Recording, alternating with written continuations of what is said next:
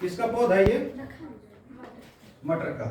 तो हम किस चीज के बारे में पढ़ रहे हैं? नाइट्रोजन चक्र के बारे में। ठीक है, नाइट्रोजन चक्र जो होता है वो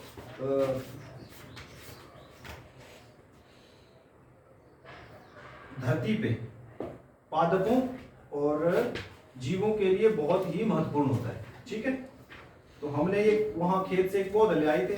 ठीक है, ये देखने के लिए कि जैसा इस किताब ने हमें बताया कि पौधों की जड़ों की ग्रंथियों में कुछ गांठें होती हैं। मैंने वो गांठें दिखाने के लिए आपको ये पौधा लाया था। क्या है ये होते हैं छोटे छोटे, ये जो आपको दिखाई दे रहे हैं ना स्ट्रक्चर, ये है वो ग्रंथियां। ठीक है, इनको लेग्यूम्स कहते हैं।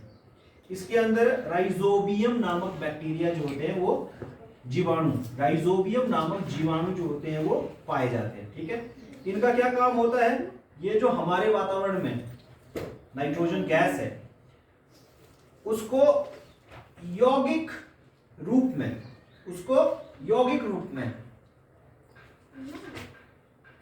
इसका उपयोग करते हैं वो राइजोबियम बैक्टीरिया।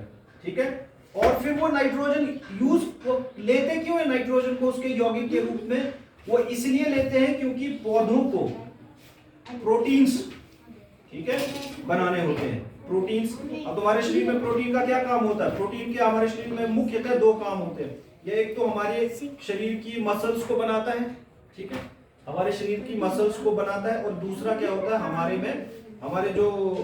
हमारे अंदर हार्मोन होता है, एक मेल्स में हार्मोन होता है टेस्टोस्टेरोन नामक हार्मोन होता है, उसको बढ़ाने में मदद करता है। ठीक है, मान लो अगर आपका टेस्टोस्टेरोन फुल है, ठीक है, तो वो फिर आपकी मसल्स को बनाना। वैसे ही पौधों में भी वृद्धि के लिए ये क्या करता है? ये बहुत सारी है। ठीक है, आप ध्यान से देखो तो इसमें बहुत सारी गांठें हैं। ठीक है, ये सारी गांठें ये सिर्फ दलहन पौधों में ही होते हैं। ठीक है, इसीलिए हमें क्या करना चाहिए? फसल चक्र जो होता है, हमें एक समय हमें क्या करना चाहिए? ऐसे फसलें उगानी चाहिए जो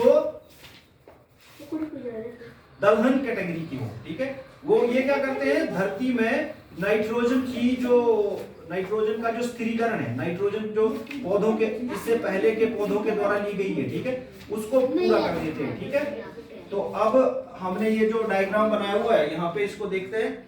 ठीक है, डायग्राम को हमने देखा कि अब नाइट्रोजन क्या है कि पौधे डायरेक्ट जो है वो नहीं ले सकते हैं। नाइट्रोजन पौधे डायरेक्ट नहीं ले सकते हैं। नाइट्रोजन एक मतलब जो नाइट्रोजन का जो जैसे N2 इसको डायरेक्ट नहीं ले सकते। तो ये कैसे लेते हैं कि ये नाइट्रोजन को अलग अलग यौगिकों की रूप में लेते हैं। ठीक है, नाइट्रोजन को अलग अलग यौगिकों में। अब ये यौगिकों में कौन परिवर्तित करता है? हमने पहले तो पढ़ा है कि नाइट्रोजन पौधों की जड़ों में लेग्यूम्स होते हैं, इनमें जो होते हैं वो राइजोबियम नामक बैक्टीरिया होता है।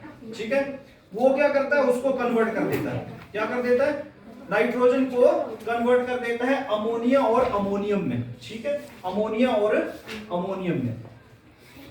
अभी भी जब इसको मतलब बहुत सारे पौधे जो होते हैं अभी भी उसको यूज नहीं कर सकते। NH3 और NH4+ इसको डायरेक्टली यूज नहीं कर सकते। ठीक है, आगे फिर इनको क्या कर सकते? इनका जो है नाइट्रिफिकेशन कर दिया जाता है, इनको और तोड़ा जाता है। ठीक है, नाइट्राइट और नाइट्रेट में Na2 और NO3-।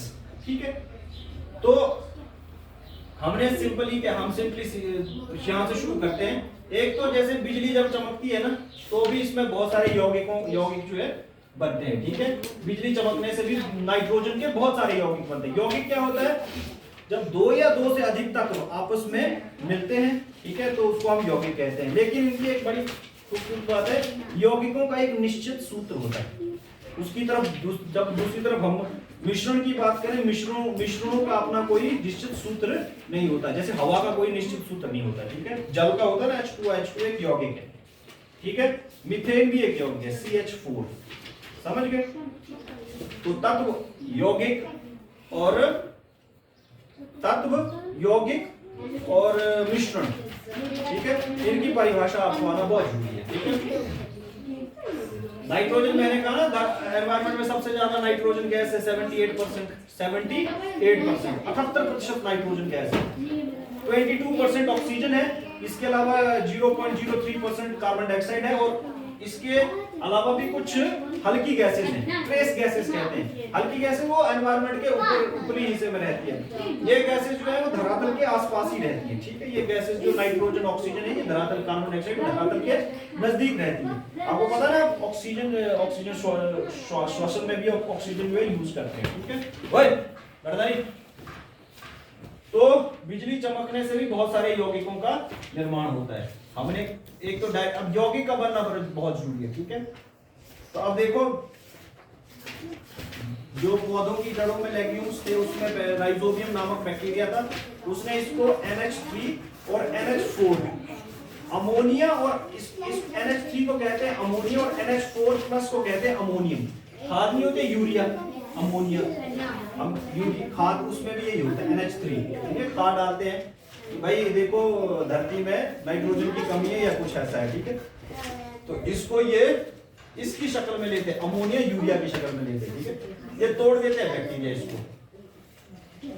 तो अभी भी बहुत सारे पौधे ऐसे होते हैं जो नाइट्रोजन को डायरेक्टली नहीं ले पाते, फिर ये आगे इसको नाइट्रोसोमोनास बैक्टीरिया होते हैं, इसको क्या किसमें तोड़ देते हैं, नाइट्राइट और नाइट्रेट में तोड़ देते हैं, ठीक है। नाइट्राइट और नाइट्रेट में तोड़ देते हैं, ठीक है।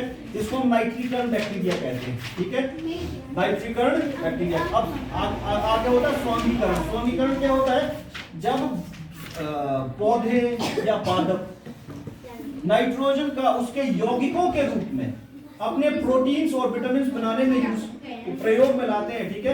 ये नाइट्रोजन के बहुत सारे अलग अलग यौगिकों को अपने प्रोटीन्स और वो बनाने में यूज करते हैं, तो हम इसको स्वांगीकरण कहते हैं। स्वांगीकरण कहते हैं, क्या कहते हैं, स्वांगीकरण कहते हैं, ठीक है। फिर इन पौधों को देखो आप, ये जो पक्षी खा रहे हैं, इंसान खा रहे हैं, या फिर बहुत सारे जानवर है वो खाते हैं, तो वो फिर प्रोटीन का जो नाइट्रोजन का कुछ कंटेंट है उनमें भी चला जाता है, ठीक है, प्रोटीन की शक्ल में। उसके बाद क्या होता है, ये पौधे और वो पादप यानी पौधे और जीव जंतु जो होते हैं, वो मरने के बाद वो क्या करते हैं, नाइट्रोजन, उनमें भी नाइट्रोजन का कुछ कंटेंट होता है, ठीक है। तो फिर कुछ बैक्टीरिया जो होते हैं उनको क्या करता है, उसका अमोनीकरण कर करके कुछ देखो, कुछ नाइट्रोजन तो दोबारा पौधों के द्वारा ले ली जाती है, ठीक है। और ये इनको तोड़ता कौन है, ये फंगी और बैक्टीरिया होते हैं, जैसे सफेद और नीला जो शैवाल होते हैं, ठीक है, फंगस कवक होते हैं, नीला और सफेद कवक होता है, ये इसको तोड़ देता है, ठीक है। और कुछ बैक्टीरिया होते हैं जो इसको मृत या अवशिष्ट भाग, ठीक है, पौधों का मृत या अवशिष्ट भाग, इसको तोड़ने में मदद करते हैं, ठीक है। फिर इसको पुनः पौधे जो है वो